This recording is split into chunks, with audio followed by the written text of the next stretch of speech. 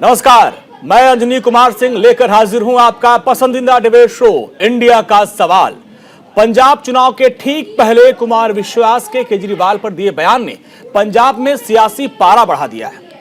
कुमार ने अरविंद केजरीवाल को खालिस्तानी समर्थक बताते हुए कहा कि सत्ता के लिए केजरीवाल किसी भी हद तक जा सकते हैं। इसके बाद तो विपक्षी पार्टियों को बैठे बिठाए केजरीवाल को घेरने का एक बड़ा मुद्दा मिल गया और कुमार के बयान के सहारे बाकी राजनीतिक दलों ने, उनके नेताओं ने केजरीवाल पर निशाने साधने शुरू कर दिए। तो केजरीवाल ने पलटवार किया और खुद को शहीद आजम भगत सिंह का चेला बताया। ऐसे में इंडिया का सवाल यह है कि क्या कुमार ने केजरीवाल पर विश्वास का संकट बढ़ा दिया? क्या चुनाव से ठीक पहले पंजाब में घिर गई है आप? और इसी मसले पर आज हम चर्चा करेंगे, अपने मेहमानों से बातचीत करेंगे, लेकिन उसके पहले इस रिपोर्ट को आप देखिए।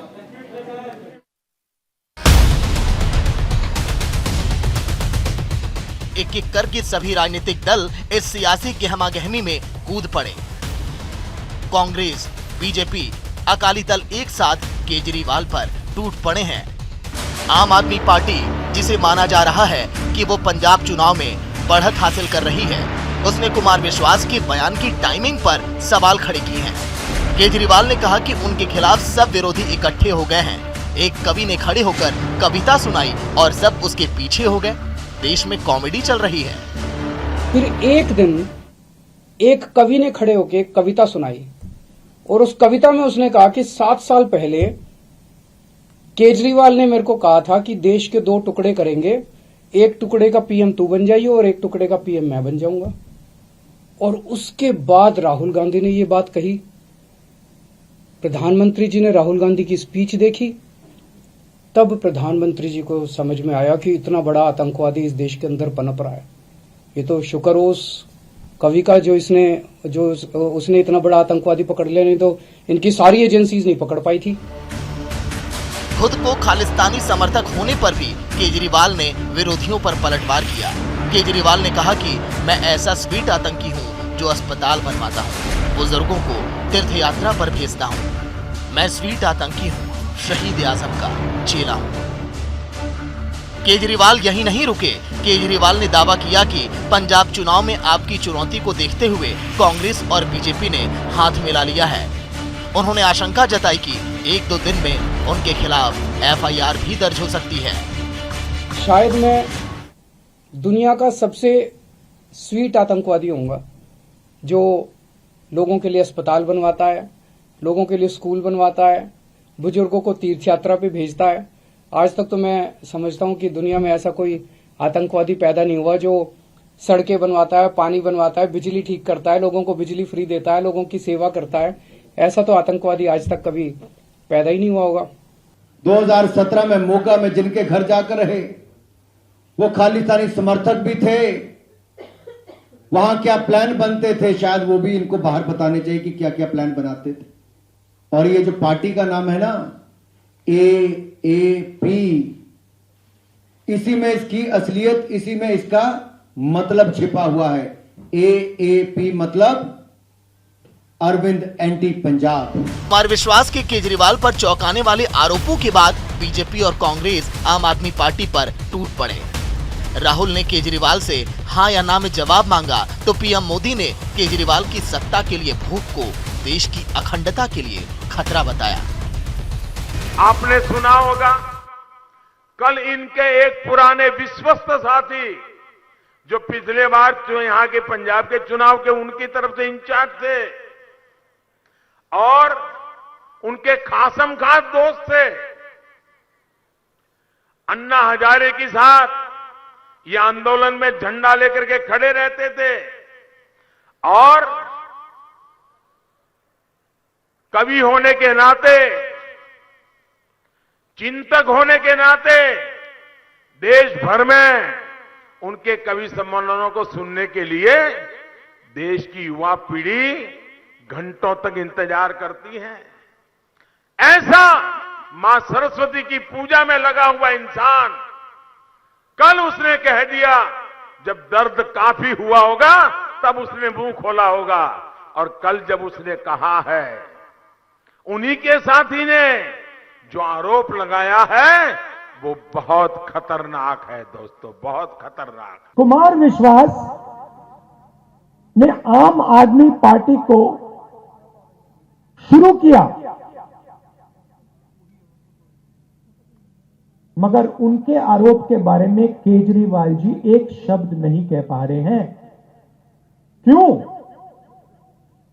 जवाब देना चाहिए, और लंबा जवाब नहीं केजरीवाल जी, सीधा जवाब, हां या ना। क्या कुमार विश्वास सच बोल रहा है या झूठ बोल रहा है? केजरीवाल और कुमार विश्वास में शुरू जुबानी जंग के बीच खबर है कि कुमार विश्वास की सुरक्षा बढ़ाई जा सकती है। जानकारी के मुताबिक गृह मंत्रालय उनकी सुरक्षा को लेकर समीक्षा कर रहा है। तो वहीं पूरे सियासी विवाद की लपेटे में पंजाब के अतिरिक्त मुख्य चुनाव अधिकारी डीपीएस खरबंदा भी आ गए। उन पर आरोप है कि उन्होंने राजनीतिक दलों और मीडिया घरानों को कुमार विश्वास के बयान का वीडियो क्लिप नहीं चलाने के लिए आदेश जारी किया था। Bureau report, news India.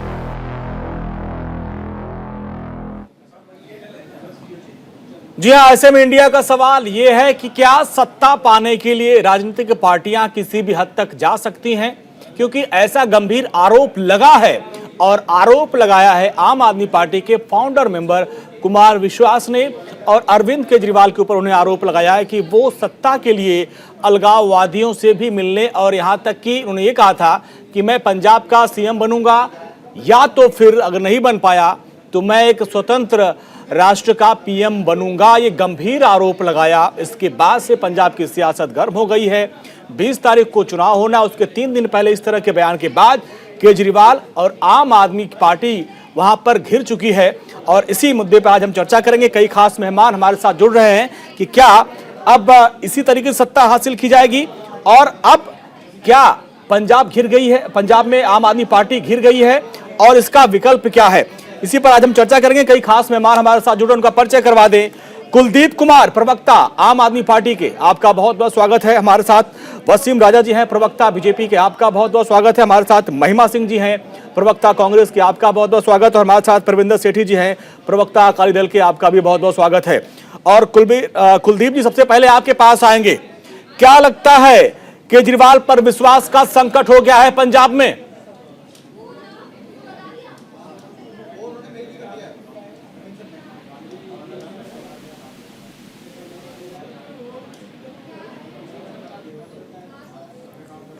Kuldeep जी, अपने ऑडियो अनम्यूट करिए, आपकी आवाज नहीं आ रही है।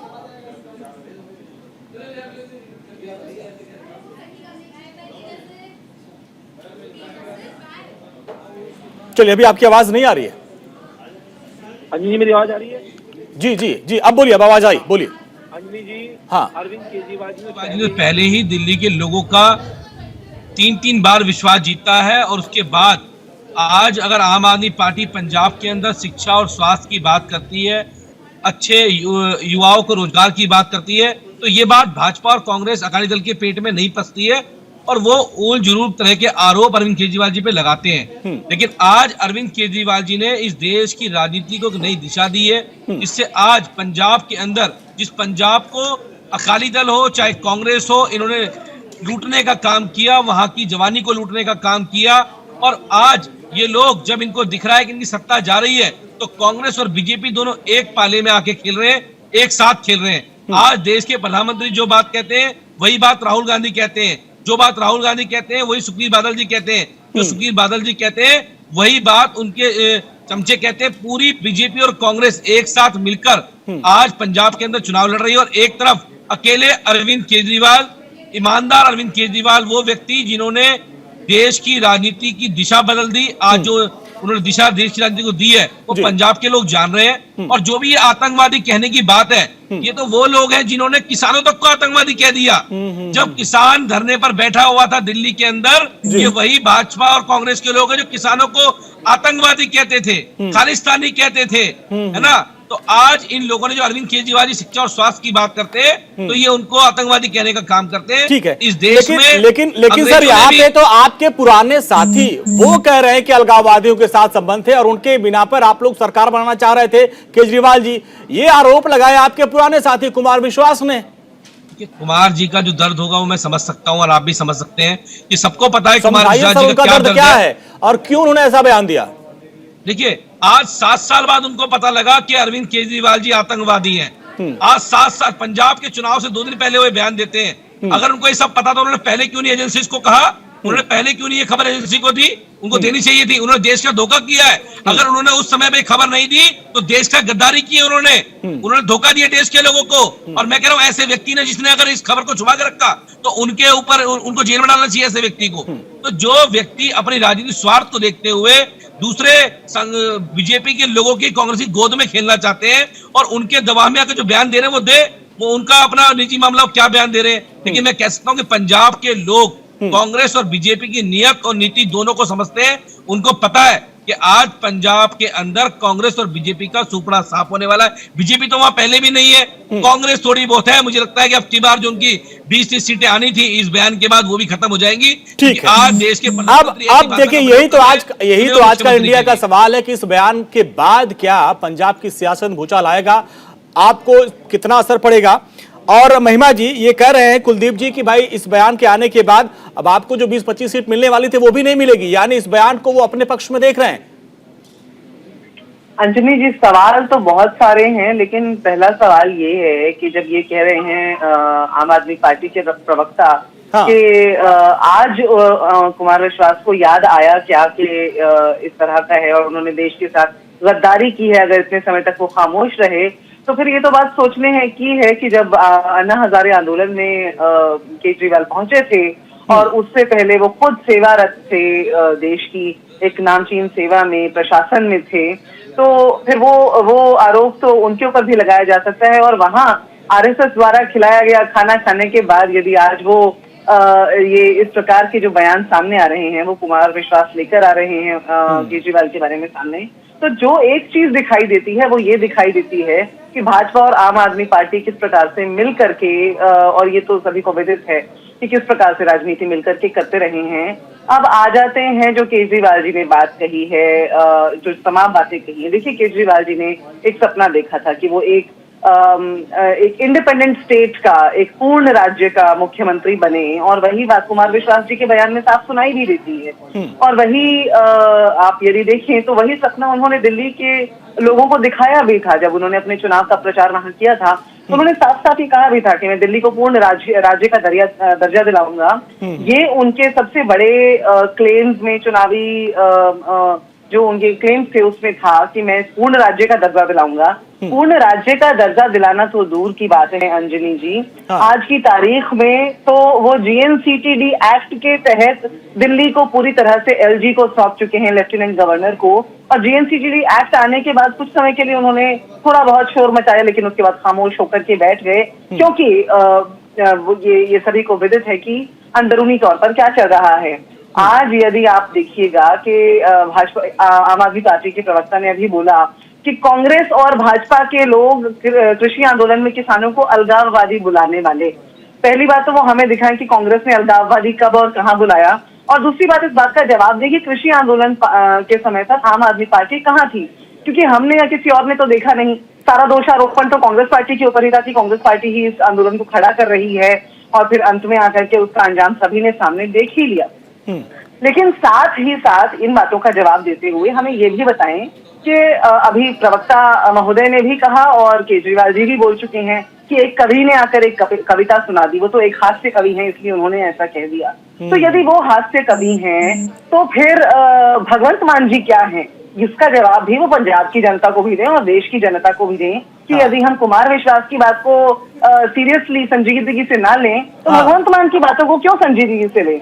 और दूसरी बहुत महत्वपूर्ण बात जो गौरतलब है अंजलि जी, मेरी इस वक्तव्य की अंतिम बात बोलूंगी, दूसरी बात जो बहुत गौरतलब है वो ये है कि अरविंद केजरीवाल जी 2 पद अपने पार्टी के अंदर रखते हैं। एक तो वो मुख्यमंत्री हैं दिल्ली के, और दूसरी बात वो संयोजक हैं, राष्ट्रीय संयोजक हैं आम आदमी पार्टी के। और अपनी तुलना वो करते हैं शहीद आजम भगत सिंह से। भगत सिंह जिन्होंने देश के लिए अपने टुकड़े टुकड़े कर लिए और फांसी पर लटक गए, और यहाँ पर हमारे केजरीवाल जी हैं जो एक पद का भी त्याग नहीं कर सकते। वो राष्ट्रीय संयोजक भी खुद ही बने रहना चाहते हैं अपने संगठन के, और वो मुख्यमंत्री भी खुद ही बने रहना चाहते हैं, क्योंकि असल ख्वाब है कल दिल्ली को अनाथ करके आकर के पंजाब का मुख्यमंत्री बन जाने का, और उसके बाद न जाने और भी क्या क्या, क्योंकि दिल्ली को तो पूर्ण राज्य का दर्जा दिलवा नहीं पाए और आज पंजाब को बरगलाने का पूरी तरह से काम कर रहे हैं। ठीक है, कुलदीप जवाब दीजिए, इसके बाद मैं चलूंगा वसीम राजा जी के पास। अंजनी जी, हाँ। क्या दिल्ली को पूर्ण राज्य का दर्जा दिलाने की मांग करना आतंकवाद है? मैं इनसे पूछना चाहता हूँ, अगर कोई मुख्यमंत्री चाहते हैं कि वो राज्य पूर्ण राज्य बने तो क्या यह आतंकवाद है? और दूसरी बात रही भगवत मान जी की, भगवत मान जी इस देश की सबसे बड़ी पंचायत के, इस लोकसभा के 2 बार के चुने हुए मेंबर ऑफ पार्लियामेंट हैं। उनकी तुलना कुमार विश्वास से मत कीजिए। वो देश की, उनको संगरूर की जनता वो भी तो कॉमेडियन है, वो कॉमेडियन है, और एक कवि को आप हास्य कवि बता रहे हो, तो वही तुलना तो उन्होंने की है। आप लाइए ना कुमार विश्वास जी को, लड़ ले कुमार विश्वास जी भी जाके, जीत के आए 2 बार मेंबर ऑफ पार्लियामेंट, उनको पता लग जाएगा। 2 बार जीते हुए सांसद है भगवत मान जी, और पंजाब के बेटे हैं, पंजाब के लोगों के दिल में बसते हैं, और आज पंजाब के लोगों ने उन्हें दिल से लगाया है। और आज ये लोग मिलकर चाहते हैं कि भगवत मान पंजाब के मुख्यमंत्री ना बन पाए। पहले ये बोलते थे अरविंद केजरीवाल चेहरा अनाउंस नहीं करेंगे क्योंकि उन्हें मुख्यमंत्री बनना है, जब मुख्यमंत्री अनाउंस कर दिया तो आज ये तरह तरह की बातें करते हैं। नहीं, ठीक इनके पास तो चेहरा अब आप देखिए, आप जो है कुमार विश्वास को हाथ से कभी बताते हैं और कॉमेडियन को आप बहुत सीरियस नेता बनाते हैं, वही तो सवाल उठाया है कांग्रेस ने। ठीक है, थोड़ा सा और अंजनी जी एक बिंदु जरूर बोलूंगी, 2 बार जिता के भिजाया। हाँ जी, बोले महिमा जी, मैं चलूं बीजेपी के पास। एक बिंदु जरूर बोलूंगी कि कह रहे हैं कि पूर्ण राज्य की मांग करना क्या आतंकवाद है? पहला सवाल तो ये, आतंकवादी किसने कहा है इनको, और कब और कहाँ कहा है? और दूसरी बात ये कि पूर्ण राज्य का दर्जा की मांग करके आपने तो जीएनसीटीडी एक्ट आ जाने दिया और एलजी के हाथों में दे दिया दिल्ली को। ठीक है, पूर्ण राज्य से चलिए, ठीक है मैम, आप अपनी बात रखी। वसीम राजा जी, केजरीवाल साहब अपने आप को स्वीट आतंकी बोलते हैं कि मैं स्वीट आतंकवादी हूं, जो लोगों को दवा देता है, अस्पताल देता है। अगर मैं आतंकवादी हूं तो मुझे गिरफ्तार करो। और अब तो सीएम चन्नी साहब ने भी खत लिख दिया है पीएम मोदी साहब को कि भाई जांच करवाइए। ये तो बड़ी खतरनाक बात है। देखिए अंजनी जी, हाँ, कांग्रेस आम आदमी पार्टी के प्रवक्ता बहुत उछल उछल के बहुत सारी बातें कर रहे थे। कुमार विश्वास जी कॉमेडियन है। मैं ये कहूंगा, कुलदीप जी जब पार्टी ज्वाइन किए होंगे, जब प्रवक्ता बने हैं, इस पार्टी को बनाने वालों में से कुमार विश्वास है। जब इस पार्टी की नींव रखी जा रही थी, इंडिया अगेंस्ट करप्शन से, जब अन्ना आंदोलन से जब ये पार्टी तैयार हो रही थी, उसमें से एक व्यक्ति, बहुत महत्वपूर्ण व्यक्ति जो है, वो कुमार विश्वास है, जिनको आम आदमी पार्टी की एक एक चीज का पता है। अगर उन्होंने आरोप लगाया है तो इसको बिल्कुल सीरियस लेना चाहिए, क्योंकि आरोप जो उस समय के हैं जब कुमार विश्वास और केजरीवाल जी दोनों एक ही थाली में बैठ के खाना खाते थे, उस टाइम क्या योजना बनाते थे, वो सारी चीजें कुमार विश्वास को पता है। खैर, कुमार विश्वास जी ने क्यों इतना देर से बताया, चलिए इसका जवाब तो कुमार विश्वास जी देंगे। पर ये सरासर गलत है। एक राष्ट्र को तोड़ने की, देश को तोड़ने की भावना इन लोगों की पंजाब के लोग बर्दाश्त नहीं करेंगे। दूसरी तरफ मैं बात करूंगा कांग्रेस की, तो जो नीति कांग्रेस की है वही नीति जो है आम आदमी पार्टी की है। कांग्रेस का भी वही सिद्धांत है, फूट डालो और राज करो। अभी प्रियंका वाड्रा जी उत्तर प्रदेश में घूम घूम के चुनाव कैंपेन कर रही थी। आज उत्तर प्रदेश से पंजाब में आके पंजाब की बहू बनने पे लगी हुई है। उनके मुख्यमंत्री चरणजीत सिंह चन्नी खड़े होके कहते हैं कि पंजाब से यूपी बिहार वालों को भगाओ, यूपी बिहार के भाइयों को भगाओ, और प्रियंका वाड्रा जी खड़ी होकर तालियां बजाती हैं। केजरीवाल जी कहते हैं कि मैं आजाद खालिस्तान का प्रधानमंत्री बनूंगा, जो कुमार विश्वास जी ने कहा।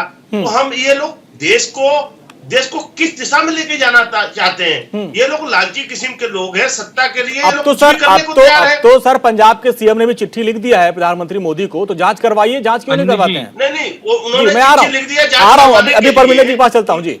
उन्होंने चिट्ठी लिख दिया जांच करवाने के लिए। चलिए, जो भी आरोप है सरकार जांच करवाएगी, वो अलग विषय है। लेकिन कहने का मतलब इन लोगों की मानसिकता क्या है, कि पंजाब को क्या समझ रहे हैं? पंजाब एक खुशहाल राज्य है। पंजाब ने हमेशा सबको जिया कहा है। पंजाब और सिख समाज पूरे देश के साथ ही नहीं, पूरी दुनिया में जहां जहां भी है, सिख समाज अपने आप में एक मिसाल साबित करता है, सबका स्वागत करता है। अगर किसी को आश्रय नहीं मिलता कहीं, तो सिखों के गुरुद्वारे में जाके आश्रय ले सकता है। ऐसे पंजाब के लोगों की सोच क्या है? ये सत्ता के लोभी लोग, ये सत्ता की कुर्सी पाने के लिए सत्ता के लोभी लोग हम पंजाब को बर्बाद नहीं होने देंगे। पंजाब में एक भारतीय जनता पार्टी इस बार सरकार बनाएगी, क्योंकि भारतीय जनता पार्टी राष्ट्रवाद की बात करती है। चलिए परविंदर सेठी जी के पास चलते हैं। परविंदर जी, आपके पास आते हैं। सारे प्रवक्ताओं ने अपनी अपनी बात रखी। चूंकि देखिए चुनाव 20 तारीख को होना है। चुनाव से पहले एक बड़ा मुद्दा मिला है आपको अरविंद केजरीवाल को घेरने का, और ये खबर आ भी रही थी कि आम आदमी पार्टी ने अपनी जमीन अच्छी वहां तैयार की थी और बहुत अच्छी लड़ाई लड़ रही है, लेकिन कुमार विश्वास ने जो बयान दिया, क्या लगता है कि उसने जो है अब केजरीवाल को घेरने का बड़ा मौका दे दिया। अब केजरीवाल साहब कह रहे भाई मैं तो भगत सिंह का चेला हूं, 100 साल पहले अंग्रेजों ने उनको भी आतंकवादी कहा था, आज मुझे सारे भ्रष्टाचारी आतंकवादी कर रहे हैं। यानी जो आप लोग सवाल उठा रहे हैं वो ये कह रहे हैं कि भ्रष्टाचारियों के लिए मैं आतंकवादी हूं।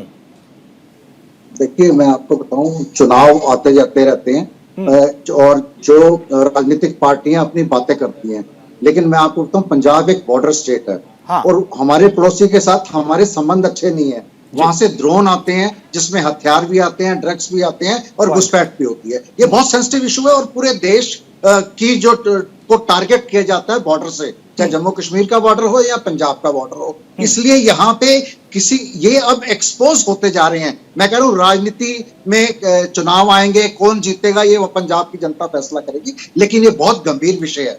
जिन लोगों ने एक तो अन्ना हजारे के जी के साथ जो इन्होंने इतना बड़ा धरना प्रदर्शन करा, उससे पूरे देश के लोगों को उम्मीदें जागी थी। उसको खड़ा करने के अंदर कुमार विश्वास, योगेंद्र यादव, प्रशांत भूषण जैसे नामी लोग थे जिन्होंने आम आदमी पार्टी को खड़ा करा। लेकिन धीरे धीरे जो पावरफुल लोग थे उनको अरविंद केजरीवाल ने साइडलाइन कर दिया, और वो जो बड़े ही अपनी फील्ड के बड़े लोग थे उन्होंने अपने आत्मसम्मान को देखते हुए वो साइडलाइन हो गए और उनको राजनीतिक भूख नहीं थी। लेकिन ये बात जो कुमार विश्वास जी ने पहले भी कई बार कही है कि अरविंद केजरीवाल ने कहा था कि मैं फुल्का जी को या किसी और को सीएम फेस बनाऊंगा, बाद में आके मैं सीएम बन जाऊंगा। लेकिन आज उन्होंने इस बात का खुलासा करा है कि मैं एक देश का प्रधानमंत्री बन जाऊंगा, जो बहुत ही खतरनाक बात है। हाँ। और उनको एक्सपोज किया गया है। इस बात को हम लाइटली नहीं ले सकते, पहली बात। दूसरी बात, जब पिछले चुनाव में ये मोगा में आतंकवादी के यहाँ जाते हैं, ये जो तार है उससे मिलते हैं। इन चीजों की एक कनेक्टिविटी होती है। जो ये दिल्ली मॉडल को लेके आते हैं, दिल्ली में ये स्कूल्स की बात करते हैं। हाँ। दिल्ली में 1054 स्कूल है, ये सिर्फ 20 स्कूल को लेकर आते हैं। जो 20 स्कूल जैसे जो एक प्ले स्कूल होते हैं। हाँ। उनका एक मॉडल लेके सर मैं आऊंगा, एक ब्रेक का वक्त हो गया है। ब्रेक का वक्त है। आपने कई गंभीर बात कही है कि भाई मोगा में आतंकवादियों से वो मिलते हैं, तो सवाल यह है कि उस वक्त क्यों नहीं शिकायत की गई। और सवाल यह भी है कि पंजाब जैसा सेंसिटिव राज्य जो कि बॉर्डर से लगा हुआ है, अगर वहां के चुनाव के वक्त इस तरह की सियासत होगी तो उसका कितना बैड इफेक्ट पड़ेगा। छोटे से ब्रेक के बाद इस पर भी चर्चा करेंगे।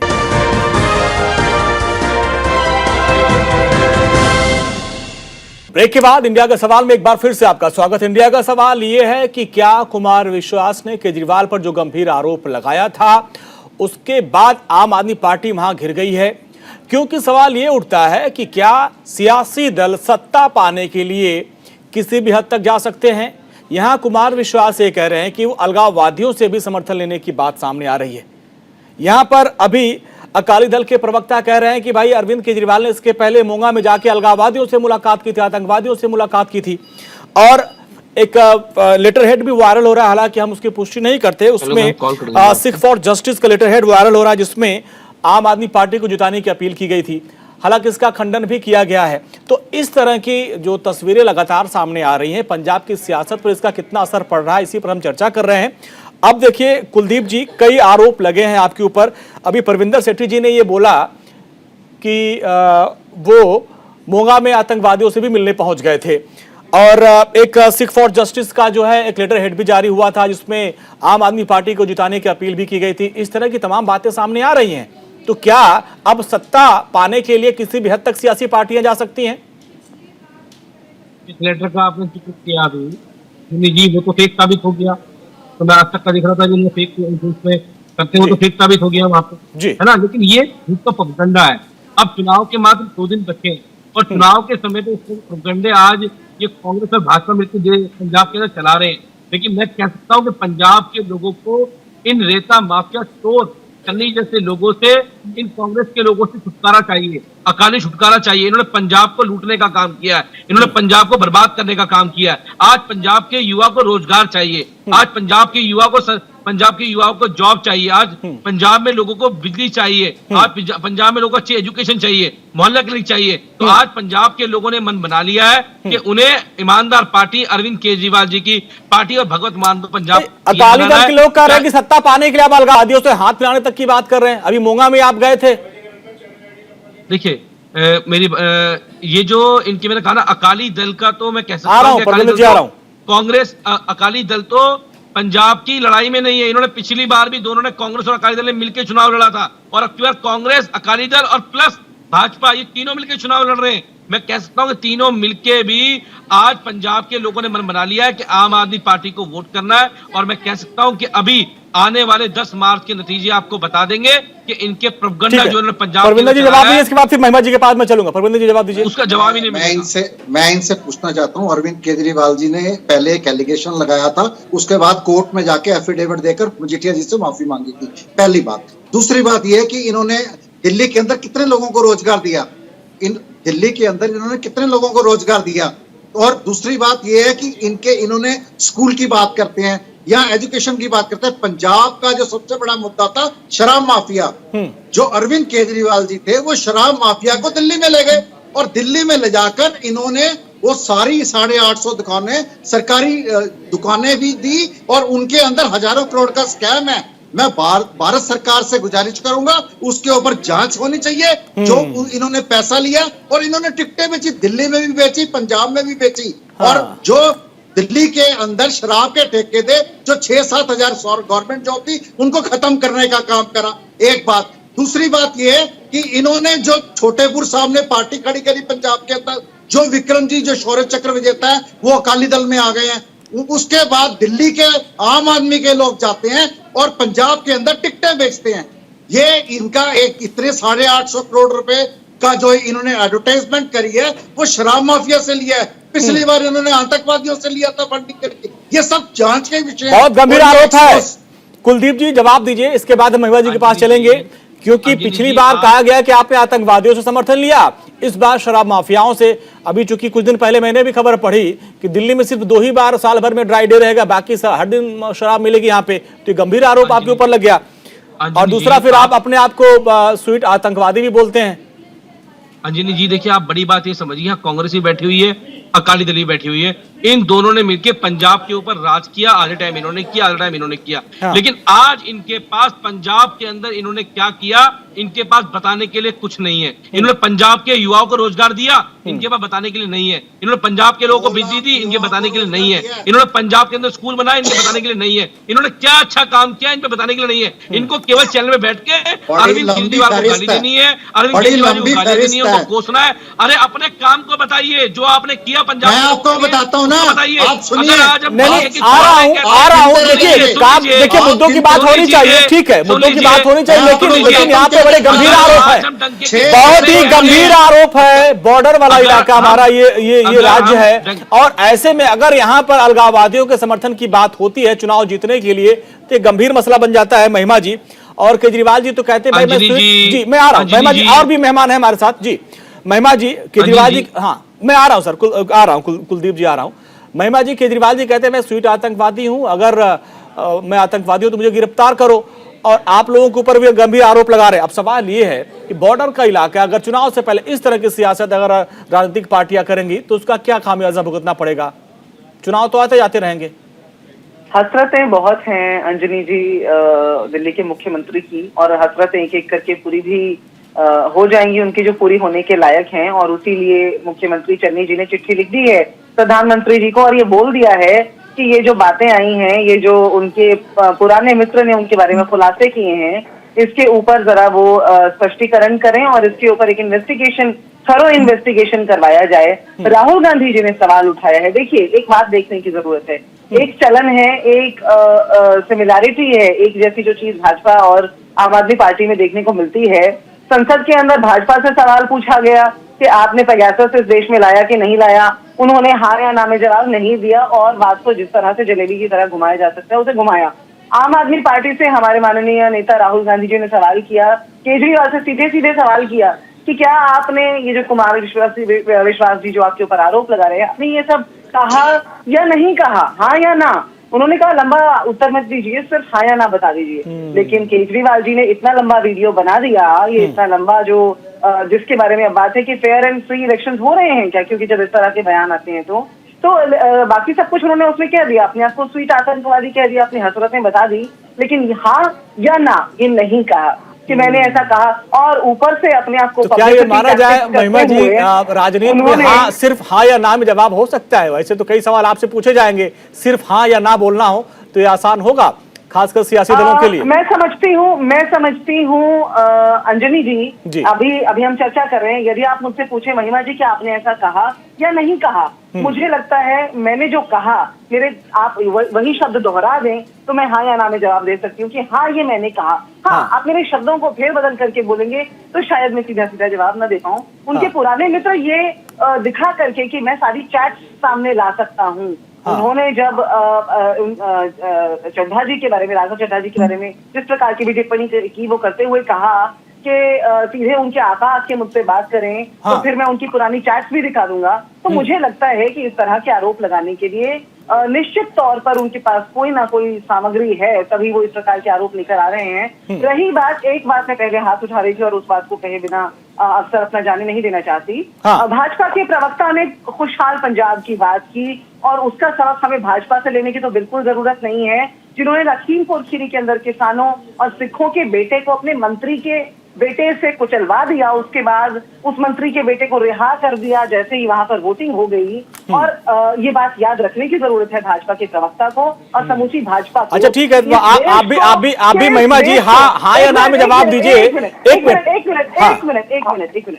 भाजपा को याद रखने की जरूरत है, इस देश को पहला और इकलौता सिख प्रधानमंत्री पार्टी ने दिया है तो वो कांग्रेस पार्टी है। ठीक है, अब देखिए हाँ या ना में ये भी होगा कि क्या जो घटना हुई उसको भाजपा ने करवाया, क्या जो मंत्री जी का बेटा रिहा हुआ उसको भाजपा ने करवा दिया, हाँ या ना?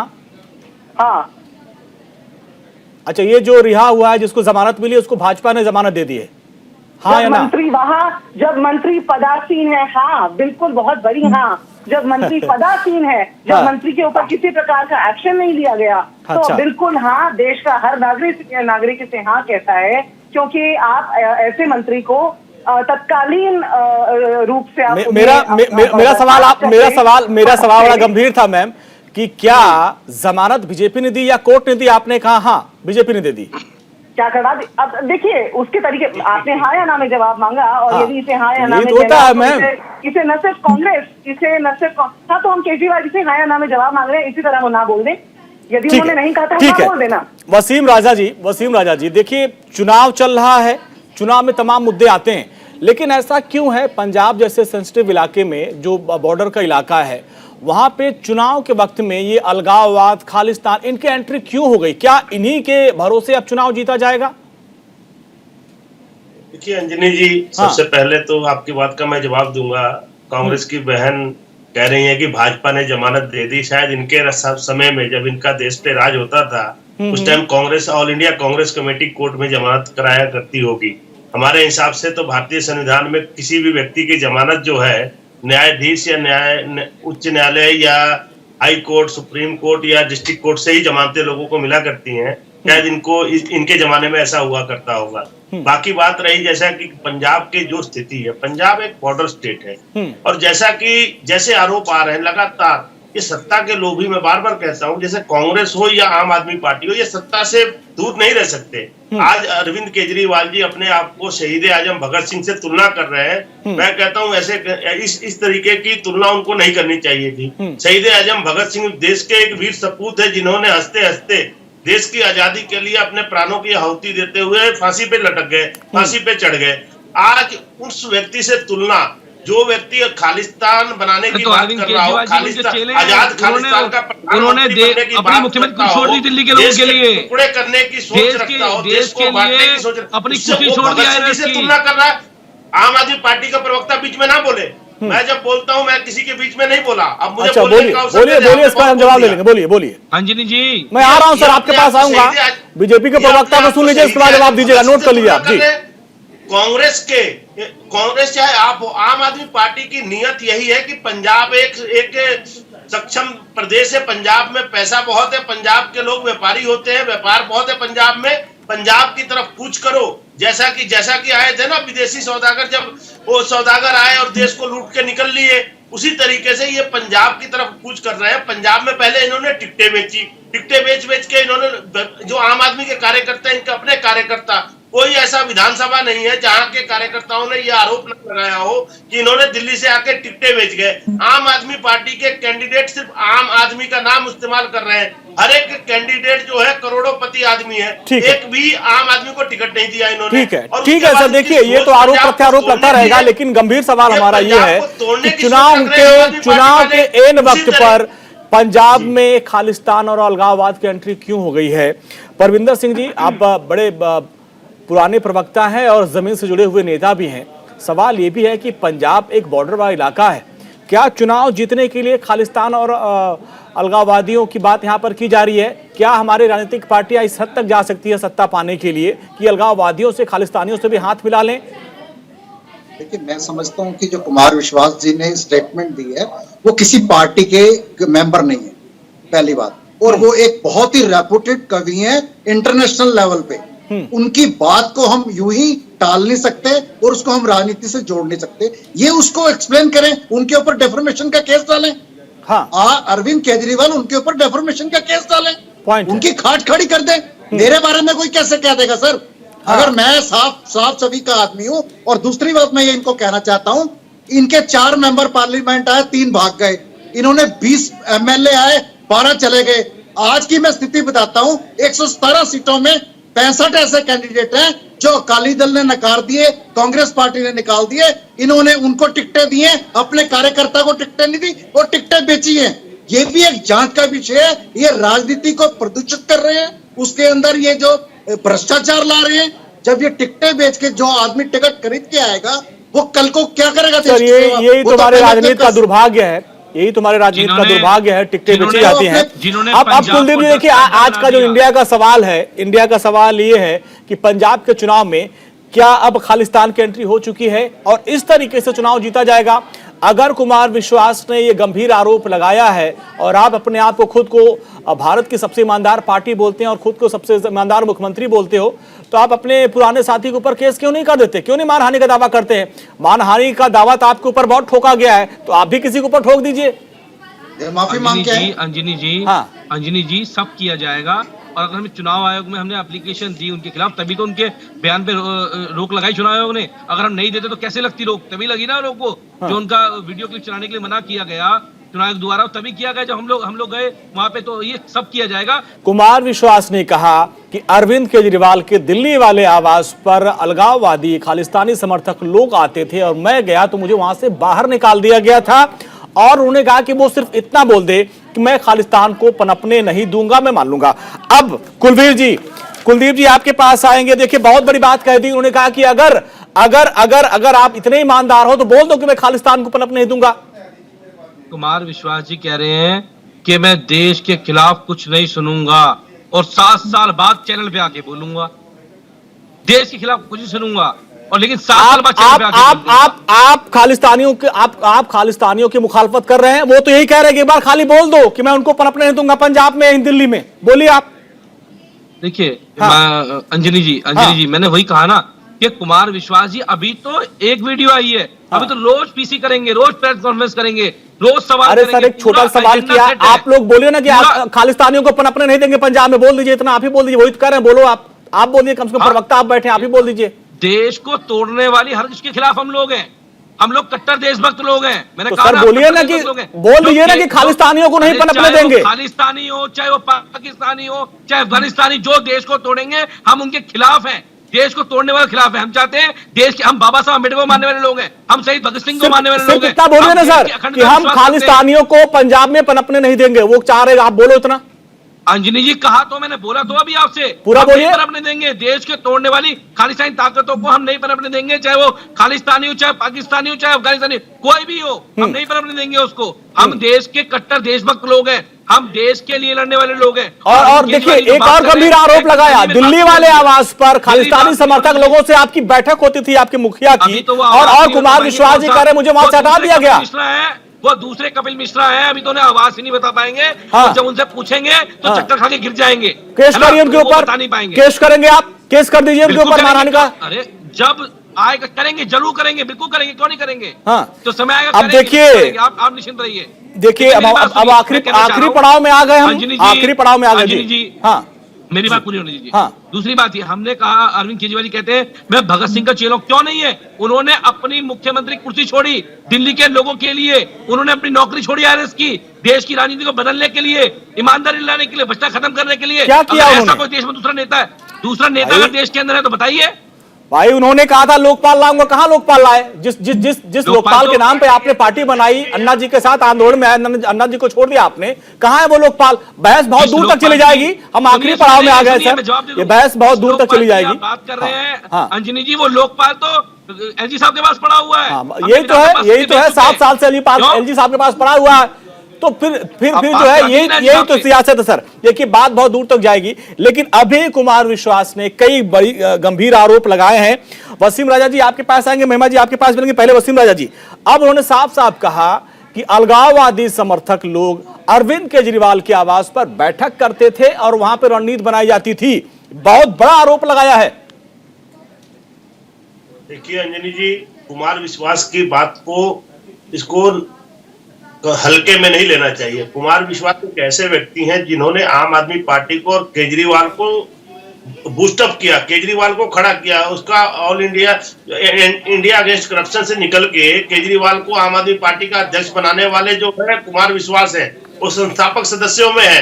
हाँ। मैं वही बार बार कह रहा हूँ कि उनको एक एक चीज का ज्ञान है। हाँ। अगर आज वो ऐसी आरोप लगा रहे हैं तो वो सत्य कह रहे हैं, उनके बात पे विश्वास करना पड़ेगा देश को। और देश को तोड़ने वाले लोगों के साथ देश कभी नहीं खड़ा हो सकता है। हम ये कहेंगे देश की एकता और अखंडता के लिए आम आदमी पार्टी का पंजाब में आना बहुत गलत हो जाएगा। पंजाब ने बहुत समय तक आतंकवाद का दौर देखा है। हाँ। उस आतंकवाद के दौर में जिन लोगों की जाने गई है, जिनके परिवार खत्म हो गए, परिवार बर्बाद हो गए, उन लोगों को वो दोबारा हम वैसा पंजाब नहीं होने देंगे। केजरीवाल के पास जाके पंजाब को बचाना है। ठीक है। देखिए हमारे पास इतना ही वक्त था, महिमा जी आपके पास आने वाले थे, हमारे पास इतना ही वक्त था। माफी के साथ आप लोगों का बहुत बहुत शुक्रिया। कुलदीप जी आपका, वसीम राजा जी आपका, महिमा सिंह जी आपका और परविंदर सेठी जी आपका बहुत बहुत शुक्रिया इस पूरी बातचीत। देखिए बड़ी गंभीर बात है। कुमार विश्वास एक बार फिर सामने आए मीडिया के, उन्होंने कहा कि अरविंद केजरीवाल के दिल्ली वाले आवास पर अलगाववादियों की बैठक होती थी और वहां से चुनावी रणनीति तय होती थी। अगर उनके दावों में दम है तो यह बहुत गंभीर विषय, इसकी जांच होनी चाहिए। और इसी के साथ इंडिया का सवाल में आज के लिए बस इतना ही। नमस्कार।